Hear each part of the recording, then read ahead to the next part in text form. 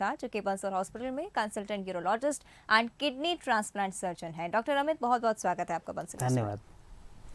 चलिए, तो आज हम बात करने वाले हैं किडनी ट्रांसप्लांट के बारे में और किन मरीजों को कब इसकी ज़रूरत पड़ती है, इसके बारे में भी जानेंगे डॉक्टर अमित से। अगर आप भी इस बारे में कुछ जानना चाहते हैं तो कार्यक्रम के दौरान हमारे नंबर लगातार आपके टीवी स्क्रीन पर फ्लैश हो रहे हैं, जिनके जरिए आप सीधे डॉक्टर अमित से सलाह ले सकते हैं। चलिए सर, इस चर्चा की शुरुआत करेंगे और सबसे पहले जानना चाहूँगी कि किडनी ट्रांसप्लांट क्या होता है, किन मरीजों को इसकी ज़रूरत पड़ती है। जी, बंसल न्यूज़ के सभी दर्शकों को मेरा नमस्कार। किडनी ट्रांसप्लांट जो है किडनी प्रत्यारोपण, एक मनुष्य से दूसरे मनुष्य में किडनी को ट्रांसप्लांट यानी प्रत्यारोपण करने की प्रक्रिया का नाम है। जिन मरीजों को कि क्रॉनिक किडनी डिजीज़ के वजह से स्टेज 5 क्रॉनिक किडनी डिजीज़ की वजह से रीनल फंक्शन बिल्कुल ख़राब हो चुका होता है, उन मरीजों को जनरली किडनी ट्रांसप्लांट की ज़रूरत पड़ती है। यहाँ ये जानना ज़रूरी है कि क्रॉनिक किडनी डिजीज़ जो है ये कई स्टेजेस में होता है और हर स्टेज के मरीज़ को इसकी ज़रूरत नहीं पड़ती। स्टेज 4 से हम किडनी ट्रांसप्लांट और डायलिसिस की डिस्कशन शुरू करते हैं और जनरली स्टेज 5 तक आते आते इनको, जब kidney function glomerular filtration rate जो 15 ml पर मिनट से कम हो जाता है, ऐसे मरीजों के पास दो ही विकल्प होते हैं, या तो वो लाइफ लॉन्ग डायलिसिस पे रहें और या फिर किडनी ट्रांसप्लांट करवा लें। साथ ही आपसे जानना चाहेंगे कि किडनी ट्रांसप्लांट के क्या कुछ प्रकार भी होते हैं। जी, तो किडनी ट्रांसप्लांट के प्रकार की बात करें तो दो मुख्य प्रकार हैं। एक तो लाइव रिलेटेड किडनी ट्रांसप्लांट और एक होता है डिजीज़ या ब्रेन डेड डोनर से रिलेटेड कैडेवरिक ट्रांसप्लांट। तो लाइव रिलेटेड ट्रांसप्लांट जो है वो नियर रिलेटिव्स के द्वारा डोनेट की गई किडनी होती है और डोनर जो है वो मतलब जीवित व्यक्ति होता है। तो हमारे जो भारत देश में transplantation of human organs act है 1994 का, उसके अनुसार नियर रिलेटिव जो है डिफ़ाइन किए गए हैं। आपके माता पिता, बेटा बेटी, भाई बहन, आपकी वाइफ, आपके ग्रैंडफादर, ग्रैंडमदर और ग्रैंड चिल्ड्रन, ये जो हैं आपके नियर रिलेटिव्स में काउंट किए गए हैं और यही आपको किडनी डोनेट कर सकते हैं। तो ये लाइव रिलेटेड किडनी ट्रांसप्लांट होता है। इसके अलावा एक कैटेगरी होती है जो लोग ब्रेन डेड हो जाते हैं। ब्रेन डेड यानी कि किसी एक्सीडेंट के वजह से उनके हेड इंजरी हो गई है, ब्रेन डेड हो चुका है, लेकिन उनका हार्ट अभी भी चालू है। तो हार्ट क्योंकि ब्लड पंप करता है सारे ऑर्गन्स को, तो सारे ऑर्गन्स भी अपना फंक्शन कर रहे होते हैं। तो इन ऐसे मरीज़ जो हैं, अगर उनके परिवार वाले अपने इस रिलेटिव के अंग डोनेट करने को तैयार हो जाते हैं या उस पेशेंट ने स्वयं ही पहले as a organ donor registration करवा रखा है, तो ऐसे में उनके ऑर्गन्स जो हैं दूसरे लोगों पे ट्रांसप्लांट कर सकते हैं। इसको कैडेवरिक किडनी ट्रांसप्लांट कहते हैं। बिल्कुल। साथ ही आपसे ये भी जानना चाहूँगी कि किडनी ट्रांसप्लांट डायलिसिस से किस प्रकार बेहतर है और इसकी सक्सेस रेट क्या है। डायलिसिस की जहाँ बात करें तो एंड स्टेज रीनल डिजीज़ में जो 5 साल में अगर 100 लोग डायलिसिस पे हैं तो उसमें से सिर्फ 20% लोग ही जीवित बच पाते हैं 5 साल के अंत पर। ये डायलिसिस मरीजों का डेटा है। और अगर इसी के बनिस्पत हम किडनी ट्रांसप्लांट कर देते हैं तो 5 साल में लगभग 80 से 85% लोग जीवित रहते हैं। तो ये तो सर्वाइवल बेनिफिट है एक सबसे बड़ा, 20% वर्सेस 80-85%। दूसरी तरफ जो किडनी ट्रांसप्लांट के पेशेंट को आप देखेंगे तो उसकी क्वालिटी ऑफ लाइफ बहुत अच्छी रहती है। वो अपने नॉर्मल व्यवसाय में लौट सकता है, उसकी एक्सरसाइज टॉलरेंस अच्छी हो जाती है, उसका ओवरऑल आउटलुक से मतलब अपीयरेंस, कलर, हर चीज़, मतलब उसकी नॉर्मल अपनी दिनचर्या निभाने की शक्ति, सब कुछ बेहतर हो जाती है। बिल्कुल। और उन बीमारियों का भी मैं आपसे जिक्र करना चाहूँगी कि किस तरह की बीमारियों में किडनी ट्रांसप्लांट की ज़रूरत पड़ती है, ऐसी कब नौबत आती है जब आपको लगता है कि आगे सर्जरी करनी पड़ेगी। जी, तो दो मुख्य चीज़ें हैं, जैसे कि एक किडनी फेलियर की जब हम बात करते हैं तो एक होता है अक्यूट किडनी फेलियर और एक होता है chronic kidney failure. Acute kidney failure मतलब कि बहुत ही कम समय में पेशाब का बनना जो है बंद हो चुका है। पेशाब एक बहुत इंपॉर्टेंट चीज़ होती है, हमारे अंग का जितना भी वेस्ट प्रोडक्ट्स हैं बॉडी के, वो किडनी द्वारा जो है पेशाब के रास्ते बाहर निकाले जाते हैं शरीर से, जैसे कि क्रिएटिनिन हो गया, यूरिया हो गया, यूरिक एसिड हो गया, ये सारे वेस्ट प्रोडक्ट्स हैं। अगर किडनी अपना काम करना बंद कर देती है तो ब्लड में इन वेस्ट प्रोडक्ट्स की मात्रा बढ़ जाती है और उसके वजह से सिम्टम्स आने लगते हैं पेशेंट को। तो अक्यूट किडनी फेलियर की बात करें जब, तो बहुत ही कम समय में अचानक से पेशाब बहुत कम बनता है या बनना बंद हो जाता है, और ब्लड टेस्ट में अचानक से स्टीप राइज इन क्रिएटिनिन, जल्दी जल्दी क्रिएटिनिन, यूरिया, ये सब ब्लड टेस्ट बढ़ जाते हैं। तो अक्यूट किडनी फेलियर जो है जनरली इन्फेक्शन या पेन किलर्स का बहुत ज़्यादा इस्तेमाल या डिहाइड्रेशन की वजह से या किसी इन्फेक्शन की वजह से होता है, और ये सारे जो है इरिवर्सिबल नहीं होते। इसमें अगर समय पे ट्रीटमेंट मिल जाए तो इसमें ट्रांसप्लांट की ज़रूरत नहीं पड़ती और ये किडनी अपने नॉर्मल फंक्शन तक भी आ जाती है। दूसरी, इसके कंपैरिजन में दूसरी जो चीज़ है वो क्रॉनिक किडनी फेलियर है, जिसमें कि धीरे धीरे किडनी का फंक्शन या तो डायबिटीज़ की वजह से या ब्लड प्रेशर की वजह से या किसी ग्लोमेरुलोनेफ्राइटिस नाम की बीमारी की वजह से धीरे धीरे करके किडनी फंक्शन कम होता है और पेशाब धीरे धीरे कम आना लगता है, और क्रिएटिनिन का राइज वगैरह, यूरिया का राइज, ये सब भी धीरे धीरे होता है। तो 3 महीने तक, जब 3 महीने से ज़्यादा जब ये परिस्थिति मेंटेन रहती है तो हम उसको क्रॉनिक किडनी डिजीज़ का नाम देते हैं, और जब किडनी फंक्शन 15 ml पर मिनट से भी कम हो जाता है तब हम उसको एंड स्टेज रीनल डिजीज़ या टोटल किडनी फेलियर कह देते हैं, और ऐसी परिस्थिति में हमें डायलिसिस या रीनल ट्रांसप्लांट की ज़रूरत पड़ती है।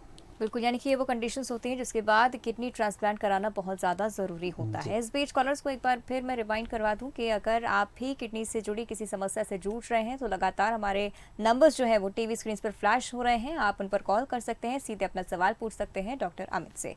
डॉक्टर अमित, अब ऑपरेशन पर फोकस करेंगे, किस तरह से डोनर और मरीज का ऑपरेशन किया जाता है? जी, तो किडनी ट्रांसप्लांट की प्रक्रिया, ऑपरेशन जैसे हम बताएं तो डोनर और रिसिपिएंट एक ही दिन एडमिट होते हैं।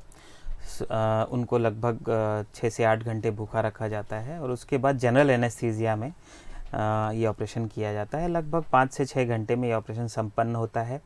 डोनर का ऑपरेशन दूरबीन विधि से, लैप्रोस्कोपिक प्रक्रिया से आजकल होता है। इसमें पेट में 2-3 छोटे छोटे छेद बनाए जाते हैं और किडनी की नसों को काट लिया जाता है, डिसेक्ट कर लिया जाता है, और उसके बाद पेट के निचले हिस्से में छोटा सा एक इंसिजन देकर इस किडनी को डोनर के मतलब पेट से बाहर निकाला जाता है। बाहर निकालने के बाद इस किडनी को बर्फ़ में ठंडा किया जाता है। एक स्पेशल सोल्यूशन होता है, उससे इस किडनी को सफाई की जाती है, और उसके बाद फिर रिसिपिएंट जो है उसका ऑपरेशन शुरू होता है। उसमें पेट के निचले हिस्से में जांघ को सप्लाई, पैरों को सप्लाई करने वाली नसों से इस किडनी को जो है जोड़ा जाता है।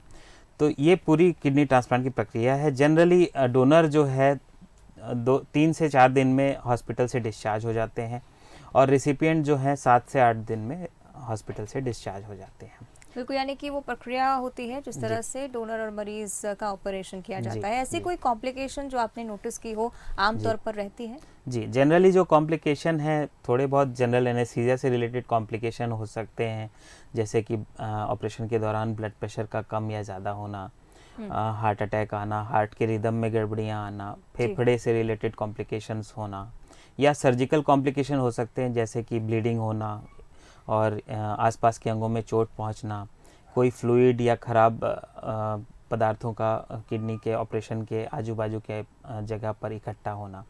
ज़्यादातर ऐसे कॉम्प्लिकेशंस मेडिकली मैनेज हो जाते हैं। रेयर केसेस में ही हमें दोबारा ऑपरेशन करके इसको ठीक करना पड़ता है। बिल्कुल, और इस बीच एक कॉलर सोनू हमारे साथ दिल्ली से बने हुए हैं। सोनू, आप अपने सवाल पूछ सकते हैं डॉक्टर अमित से। जी सर, नमस्कार। नमस्कार सोनू जी, बताइए। अच्छा अमित जी, एक बात बताइए, जैसे हमारा ये आप बता रहे हैं कि किडनी ट्रांसप्लांट का, तो तो इन सब अगर बीमारी में हमें कोई एज क्राइटेरिया को देखना पड़ेगा कि इस एज पे आके हम अपने को प्रिकॉशन लेना शुरू कर दें? तो इसके रिगार्डिंग आप कुछ बताएं कि जैसे बीपी में होता है कि आप तो 35-40 होने लगता है बीपी, तो लोग को सोचते हैं कि हाँ कुछ प्रिकॉशन लेना जरूरी है। तो किडनी के लिए हमें क्या करें कि उससे कि हम पहले से प्रिकॉशन लेना शुरू कर दें कि हाँ जी इस एज पे आके हमें कुछ ना कुछ प्रिकॉशन लेना शुरू कर दें, so that we can't suffer them? जी, तो बहुत अच्छा सवाल आपने पूछा है। वैसे किडनी का ख्याल रखने के लिए कोई ऐसा फिक्स्ड एज नहीं होता है। किडनी फेलियर नवजात शिशुओं से लेकर बूढ़ों तक किसी को भी हो सकता है। किडनी फेलियर से बचने के लिए जो आप ख्याल खुद से रख सकते हैं वो किसी भी बीमारी में जो ख्याल रखने होती हैं लगभग उतना ही वैसा ही होता है। एक हेल्दी बैलेंस डाइट लेना होता है, रेगुलर एक्सरसाइज करना होता है, अपने ब्लड प्रेशर और ब्लड शुगर का रेगुलर चेक करके और उसको कंट्रोल में रखना होता है। जो लोग मरीज़ हैं भी और जो लोग नहीं भी मरीज़ हैं वो साल में एक बार हेल्थ चेकअप करा के अपना शुगर और ब्लड प्रेशर तो नपवा ही सकते हैं। उसके अलावा पानी का सेवन किडनी के लिए बहुत इम्पॉर्टेंट होता है। गर्मी के महीनों में हमारे गर्म जैसे कंट्री है तो उसमें लगभग 3 लीटर पानी, और ठंड के मौसम में 2.5 लीटर पानी का सेवन ज़रूर हमें करना चाहिए। किसी भी तरह के व्यसन है जैसे स्मोकिंग, अल्कोहल, इससे बचना चाहिए। तो ये कुछ बातें हैं जिनको आप ध्यान में रख सकते हैं अगर आप हेल्दी किडनीज चाहते हैं तो। बिल्कुल, चलिए आशा करते हैं कि सोनू को जवाब मिल गया होगा। और डॉक्टर अमित, जिस तरह से आपने बताया कि ऑपरेशन में कई सारी कॉम्प्लिकेशंस आती हैं लेकिन जी। मेडिकली उन्हें मैनेज कर सकते हैं, जी। आगे जाकर क्या ऑपरेशन के बाद ऐसी कुछ कॉम्प्लिकेशंस जिनका मरीजों को सामना करना पड़ता है? जी, किडनी ट्रांसप्लांट में बहुत खास जो कॉम्प्लिकेशन होती है वो रिजेक्शन की होती है। ये ध्यान में रखने वाली बात है कि किडनी हम किसी और से अपने शरीर में ले रहे हैं, वो हमारे शरीर का भाग ओरिजिनली नहीं थी। तो फिर हमारी बॉडी हमेशा उसको रिजेक्ट करने की कोशिश करती है। ये रिजेक्शन ना हो इसके लिए डॉक्टर जो है बड़ी स्ट्रॉन्ग इम्यूनोसप्रेसिव, इम्यूनिटी को डाउन करने वाली दवाइयाँ जो हैं वो चलाते हैं। इसके वजह से हमारे शरीर में संक्रमण हो सकता है, इन्फेक्शन हो सकता है स्टीरॉयड दवाइयों की वजह से। तो ट्रांसप्लांट के बाद लाइफ लॉन्ग फॉलोअप नेफ्रोलॉजिस्ट से मिलकर उनके साथ रहना ज़रूरी होता है, मैंडेटरी होता है। इसके अलावा साफ़ सफाई का अत्यधिक ध्यान रखना पड़ता है। और किसी भी तरह के जो पेट्स हैं जो लोग रखते हैं, ये ट्रांसप्लांट पेशेंट्स के लिए खासकर वर्जित होते हैं। इसके अलावा खान पान की कुछ बातें हैं जैसे कि बहुत हाई पोटेशियम वाली चीज़ें या कोई मतलब स्पाइसी और ज़्यादा चर्बी वाली चीज़ें, ये सब चीज़ें थोड़ी शुरुआत में अवॉइड करनी पड़ती हैं। तो ये कुछ चीज़ें ध्यान रखने वाली। इसमें सबसे इम्पॉर्टेंट बात है कि रेगुलर फॉलोअप, क्योंकि दवाइयों से ही इम्यूनिटी डाउन करके इस किडनी को हम अपने शरीर में एक्सेप्ट करवाते हैं। तो ये दवाई किसी भी हालत में खुद से बंद नहीं करनी है और नेफ्रोलॉजिस्ट के फॉलोअप में रेगुलर रहना है। बिल्कुल। साथ ही डॉक्टर, अगर महिलाओं की बात की जाए तो क्या kidney transplant gender to gender differentiate होता है? क्या कोई और समस्या महिलाओं में इसकी वजह से आ सकती है? जनरली महिलाओं में कोई ऐसी मतलब खास डिफरेंस नहीं है। जैसे हम पुरुषों का ट्रांसप्लांट करते हैं वैसे ही उसी प्रक्रिया से महिलाओं का भी ट्रांसप्लांट करते हैं। जनरली हमारे देश में डोनर्स महिलाएं ज़्यादा होती हैं, ये देखा गया है। डोनर की लाइफ पे ट्रांसप्लांट होने के बाद कोई खास असर पड़ता नहीं है अगर वो उस किडनी का ध्यान रखें। तो वही प्रिकॉशन जो हर किसी के लिए लागू होता है वही डोनर के लिए भी लागू होता है। साल में एक बार उनको चेकअप करा के अपना सीरम क्रिएटिनिन, यूरिन टेस्ट और अल्ट्रासाउंड करा के अपने डॉक्टर से मिलना होता है। शुगर और ब्लड प्रेशर को कंट्रोल में रखना होता है। बिल्कुल, यानी कि जेंडर के बेसिस पर कोई डिफरेंशिएशन नहीं बिल्कुल। है। चलिए आगे बढ़ते हैं। उदय, एक कॉलर रायगढ़ छत्तीसगढ़ से हमारे साथ जुड़े हुए हैं। उदय, अपना सवाल पूछिए। हाँ, नमस्कार डॉक्टर साहब। नमस्कार उदय जी। मैं ये पूछ रहा था सर, मैंने हमारी घरवाली को जी जनवरी में नाप चेक करवाया था तो 3 पॉइंट क्रेटिन आया था सर। जी जी और ब्लड यूरिया आया था 97। जी तो डॉक्टर साहब लोगों ने नेप्रोजोन जी और सोरासिस 500 जी और डाइटो 10 mg, जी। ये 3 मेडिसिन दिया था सर, जी जो कंटिन्यू चल रहा है। तो अभी जी। फिर चेक करवाया था सर अभी, जी तो क्रेटिन 2.6 आया। जी तो और क्या मेडिसिन बढ़ाई जा सकती है सर की? नहीं, आपकी जो मेडिसिन चल रही है वो बिल्कुल ठीक मेडिसिन चल रही हैं। इन्हीं मेडिसिन का प्रयोग आपको करना चाहिए और इस मेडिसिन से आपको रिस्पांस भी है, आपका क्रिएटिनिन लेवल भी कम आया है। तो अगर ये डायबिटीज़ वगैरह की मरीज़ पहले से हैं तो उसका बस आपको खाली खास ध्यान रखना पड़ेगा। वैसे भी अगर वो शुगर या बीपी की मरीज़ नहीं है तो दवा जो आप चालू कर रहे हैं, खा रहे हैं, क्रिएटिनिन भी कम आ रहा है, ये अच्छी बात है। लेकिन शुगर और ब्लड प्रेशर को रेगुलर समय समय पर चेक कराइए और इनको कंट्रोल में रखिए। हमारी तरफ से यही सलाह है आपको। आपकी दवाइयाँ बिल्कुल ठीक है। बिल्कुल। और डॉक्टर अमित, इसी से जुड़ा मेरा अगला सवाल, आप जिस तरह से जिक्र कर रहे हैं कि शुगर और डायबिटीज़ के मरीजों को अत्यधिक ध्यान रखने की ज़रूरत है, कोई डिफरेंस? ये सबसे बड़ा जो किडनी फेलियर का कारण भारत देश में है वो डायबिटीज़ और ब्लड प्रेशर ही है। तो ये दो बीमारियों को अगर हम कंट्रोल कर लेते हैं तो लगभग 50 से 60% किडनी पेशेंट्स को जो है वो किडनी ट्रांसप्लांट की और डायलिसिस की ज़रूरत ही ना पड़े। तो इतना बड़ा फ़र्क जो है वो पड़ सकता है शुगर और ब्लड प्रेशर को कंट्रोल करने से। बिल्कुल, यानी कि कह सकते हैं एक मेन इम्पोर्टेंट रीज़न, एक बड़ा फैक्टर हो सकता है डायबिटीज़ किडनी खराब होने का। ठीक है, किडनी ट्रांसप्लांट पर हम जिस तरह से चर्चा करें, जानना चाहूँगी कि ब्लड ग्रुप कितना मैटर करता है डोनर और रेसिपिएंट का, और अगर मैच नहीं करता है तो क्या विकल्प रहता है? जी, तो ब्लड ग्रुप पहले ऐसा माना जाता था कि सिर्फ सेम ब्लड ग्रुप के लोग ही एक दूसरे को किडनी डोनेट कर सकते हैं, पर धीरे धीरे जैसे साइंस ने तरक्की की तो इम्यूनिटी को सप्रेस करने वाली काफ़ी स्ट्रॉन्ग दवाइयाँ अब अवेलेबल हैं, एंटीबॉडीज़ भी अवेलेबल हैं, प्लाज्मा फेरेसिस की सुविधा भी अवेलेबल है, जिससे कि हम बॉडी से एंटीबॉडीज़ को ही डायलिसिस करके निकाल सकते हैं। तो इन सब सुविधाओं के होने के वजह से अब अक्रॉस ब्लड ग्रुप ट्रांसप्लांट जिनका ब्लड ग्रुप आपस में मैच नहीं भी कर रहा है, उनको भी हम ट्रांसप्लांट कर सकते हैं आपस में। तो ये आज सच्चाई है, आज के साइंस की तरक्की है। बिल्कुल, और ट्रांसप्लांटेड किडनी के बारे में भी मैं आपसे जानना चाहूँगी। जिस तरह से आपने कहा कि शुरुआती दौर में रिजेक्ट कर सकती है बॉडी, कितना समय लगता है बॉडी को एक्सेप्ट करने में, साथ ही उस किडनी की एज कितनी रहती है?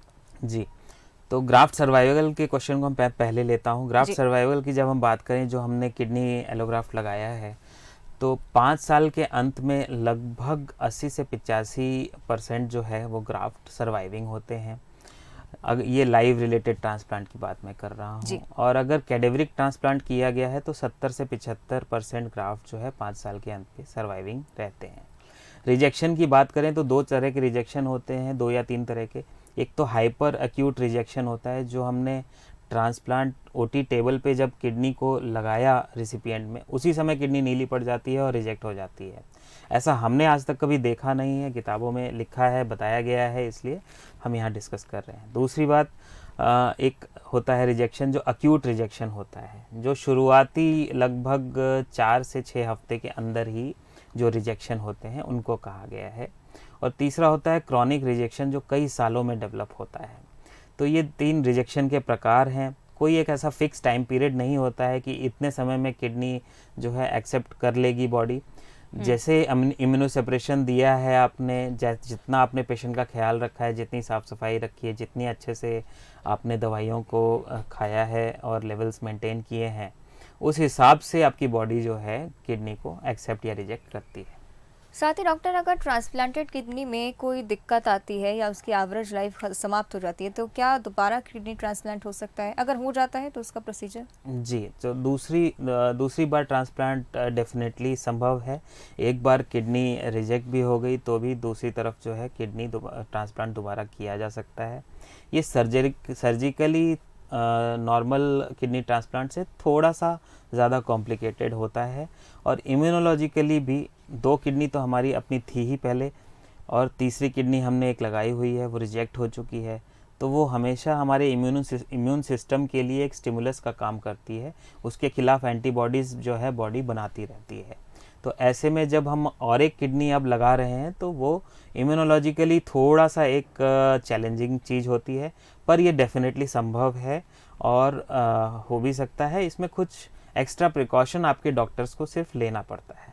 चलिए, अब आपसे स्वैप ट्रांसप्लांट के बारे में भी मैं जानना चाहूँगी कि इन मरीजों के लिए ये होता है। जी, स्वैप ट्रांसप्लांट का कॉन्सेप्ट अभी रिसेंट ही आया है। इसमें जो है कि हमने देखा है कि कई बार वाइफ जो है अपने हस्बैंड्स को किडनी डोनेट करती हैं, पर उनका, क्योंकि वो डिफरेंट फैमिलीज से हैं, तो उनका ब्लड ग्रुप वगैरह मैच नहीं करता है जी। तो ऐसे में एक जो डोनर है वो किसी दूसरी फैमिली के रिसिपिएंट से अगर उनका ब्लड ग्रुप मैच कर जाता है, और उनकी जो स्पाउस हैं या जो डोनर हैं, उनका जो है पहली फैमिली के रिसिपिएंट से अगर ब्लड ग्रुप मैच कर जाता है, तो वो रिलेटेड डोनर ट्रांसप्लांट के जो फ़ायदे हैं वो ले सकते हैं। अगर एक ही डोनर जो है, एक फैमिली की डोनर दूसरे के रिसिपिएंट को किडनी डोनेट कर दे, और साथ ही दूसरे फैमिली की जो डोनर हैं वो पहली फैमिली के रिसिपिएंट को किडनी डोनेट कर दें, तो ये चारों जो ऑपरेशन है ये एक साथ एक ही दिन होते हैं। और इसमें क्रॉस जो है डोनर रिसिपिएंट रहते हैं। इसमें फ़ायदा ये है कि आप कर तो हस्बैंड वाइफ के बीच में अनरिलेटेड ट्रांसप्लांट भी कर सकते हैं, पर इसके कंपैरिजन में जो ब्लड ग्रुप मैच्ड ट्रांसप्लांट है उसका सर्वाइवल और उसकी लॉन्जिविटी 5 से 10% ज़्यादा रहती है। तो उसका फ़ायदा आप ले सकते हैं अगर आप एक दूसरे को ट्रांसप्लांट करते हैं तो ये स्वाप के फ़ायदे हैं। ये सिर्फ A to B blood group और B to A blood group ही हो सकता है। क्या कुछ कॉम्प्लिकेशन इस मेथड में आती हैं? जी नहीं, ये कोई ऐसा खास इससे स्पेसिफिक कॉम्प्लिकेशंस नहीं है। बस ये है कि सर्जिकल टीम पे ये काफ़ी प्रेशर वाली चीज़ होती है और एक ही दिन 4 ऑपरेशन और सुबह से शाम तक रहता है। और इसमें टाइमिंग का भी बहुत मैच करना पड़ता है, एनेस्थीसिया देने का टाइम, सारी चीज़ें काफ़ी ज़्यादा इसमें मैच करनी पड़ती हैं। बिल्कुल। और ये तो हमने डिस्कस किया कि किस तरह से किडनी ट्रांसप्लांट का प्रोसीजर होता है, किस तरह की सावधानियां बरतनी चाहिए। अगर प्रीवियसली ही अगर बात करें कि प्रायरली कोई ऐसी समस्या किडनी में ना आए, उसके लिए हम क्या कुछ कर सकते हैं? बचपन से ही बच्चों को भी क्या कुछ ऐसी आदतें डाल सकते हैं जिनसे किडनी में आके जाकर कोई समस्या ना आए? जी, हेल्दी हैबिट्स जो हैं जीवन के, वो हर अंग के लिए सामान्य सेम ही है। Healthy balance diet, regular exercise, पानी का रेगुलर सेवन। और जब एक बार वो एक एज के हो जाते हैं, जैसे 35-40 वर्ष के हो जाते हैं, तो उनको एक regular health checkup, annual health checkup करवाएं, जिसमें कि उनका normal blood test, serum creatinine, renal function test, urine reports, ताकि कोई प्रोटीन वगैरह तो नहीं आ रहा है, ये सारी चीज़ें देखने में आए। उनका ब्लड प्रेशर रेगुलर बेसिस पे चेक हो। तो ये कुछ बातें हैं जिनका ध्यान रख सकते हैं। साथ ही अल्कोहल और ड्रग्स के बारे में जी। भी जिस तरह से कहा जाता है कि ये किडनी को काफ़ी हानि पहुंचाती है, जी। और ऐसे कोई एडिबल प्रोडक्ट्स जिनको हम डेली डाइट में इंक्लूड कर सकते हैं?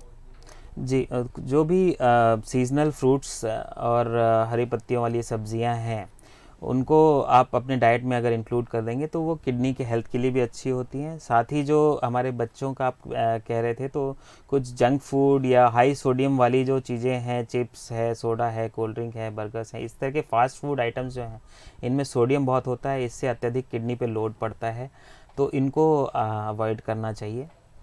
बिल्कुल। चलिए डॉक्टर अमित, कई सारी मुख्य जानकारियाँ आपने हमारे साथ साझा की, बहुत बहुत धन्यवाद आने के लिए। Thank you.